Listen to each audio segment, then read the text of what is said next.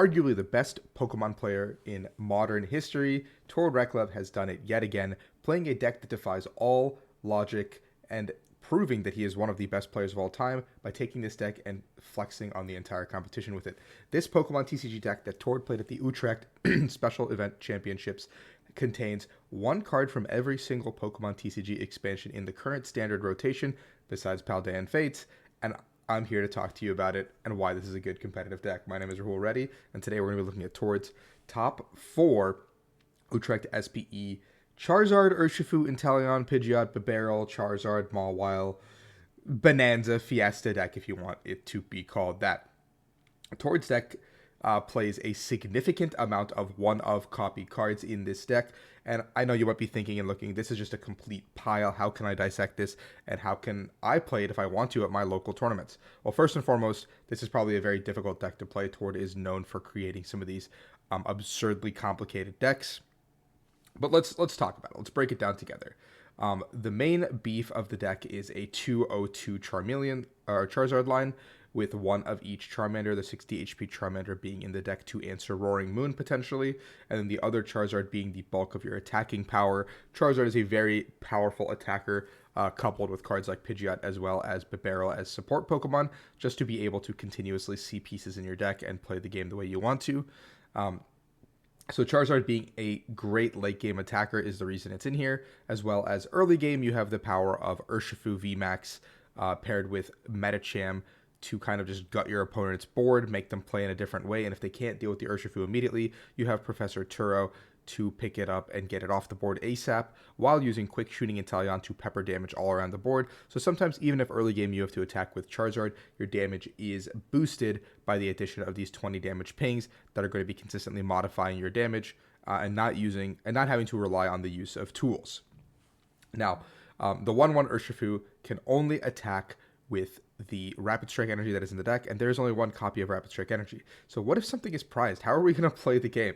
Well, Peonia is in this deck, and Peonia is its last stance. Peonia will be rotating soon, but it allows you to look at 3 of your prize cards and put them back in any way you'd like. With 2 copies of Palpad, it allows you to really use Peonia more than once in a game if you need to find, touch all 6 of your prize cards potentially.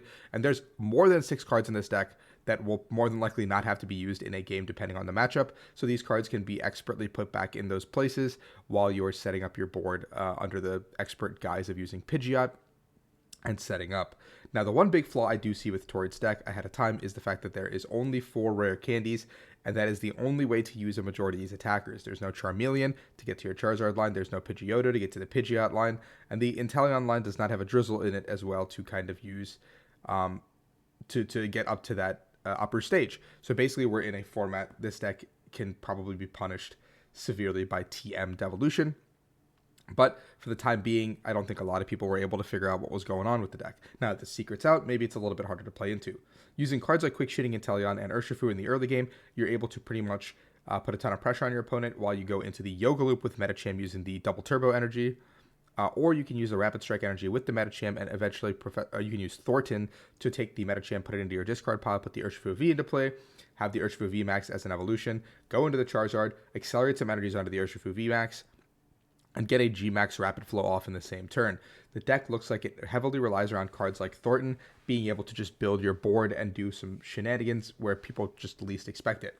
Now, there's alternate win conditions as well with this deck, with cards like Mawile, being able to just simply trap your opponents, and you can pretty much get close to an infinite loop with Squovette and Bibarel. Like, you can basically just Squovette cards back to the bottom of your deck every single turn and draw 1. So as long as you have a couple of cards remaining, you're always just going put cards back at the bottom, draw 1. Okay, I have 2 cards to start my turn, put the 2 back, draw 1, over to you. And so you just never ever deck with the Squovette, which gives you an alternate win condition, and the Squovette plus Bibarel also lets you dig deeper and deeper into your deck. Tord chooses to play pretty much every support Pokemon that exists in the current standard format in the form of Pidgeot, a 101 Pidgeot line with Quicksters that allows you to find any piece that you want in your deck at any given point, a 1/1 Bibarel line that allows you to keep filling up your hand in cases of late game Ionos, or in the case that your Pidgeot gets chased down.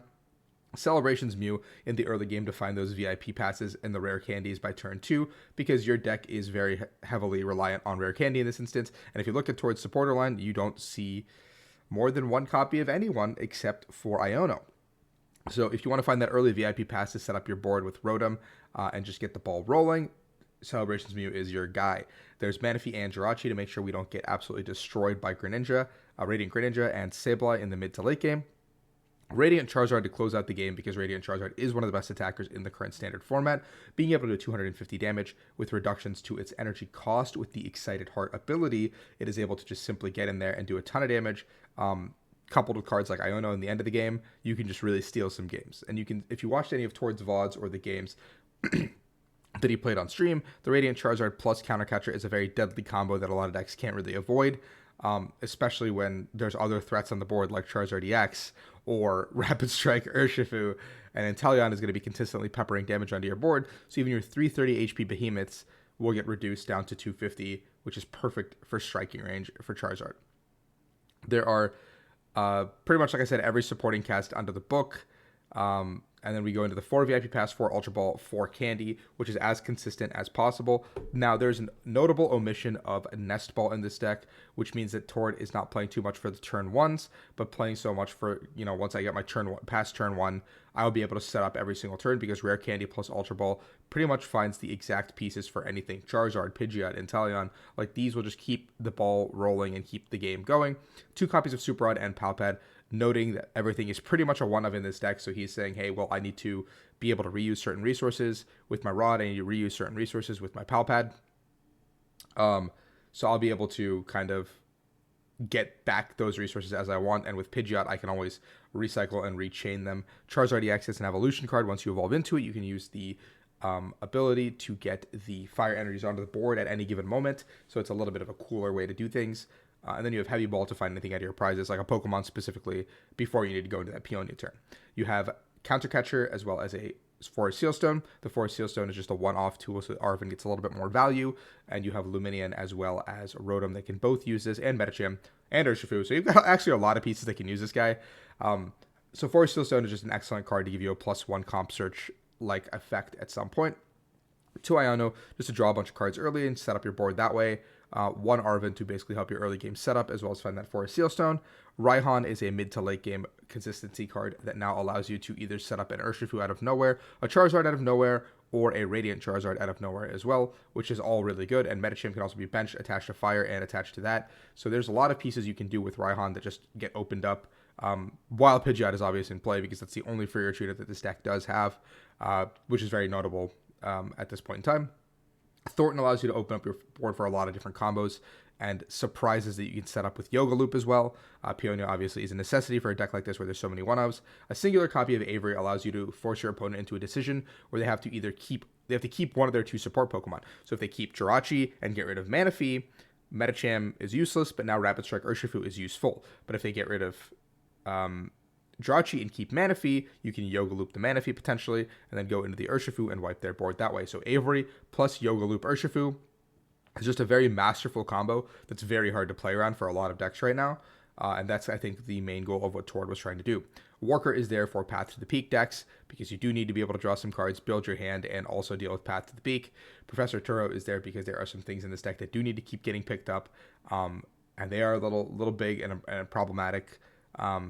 So you can just keep picking up some of those Vs that are sitting on your bench, that Squawk ability in the later part of the game. Maybe you need to pick up that Charizard and reuse it at some point in time. You do have 4 rare candies. And notably, you do got to get that Urshifu off the board once your Rapid Strike energy is gone, because there's no way to reuse it at any point in the game.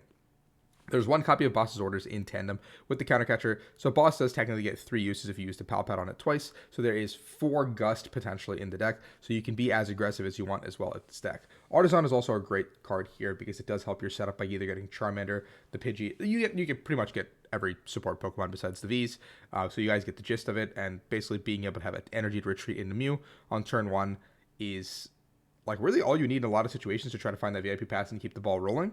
And then you have Collapse to bump a Rotom, a Luminion, a Squawk, the Urshifu after it's been used. Like you have a lot of things that need to be bumped at some point in time. So being able to go Collapsed plus Turo on one turn into Thornton on the next turn eliminates all these free prizes that your opponents potentially would have been able to take and move you into a board state that is potentially unbreakable.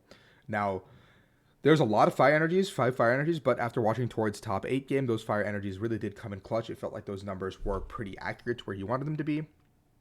1 Rapid Strike energy and a double Turbo energy for the combo potentials. And that kind of rounds out the deck. It is a little bit of a crazy deck as we're saying sayonara to this format, but hopefully you guys enjoyed this video and my breakdown of the video. And if you want more gameplay stuff, we can watch the VODs for Towards games later on in the day, and have those up on the YouTube as well. So thank you guys for watching. I hope you enjoyed this content. Please like and subscribe, and peace out.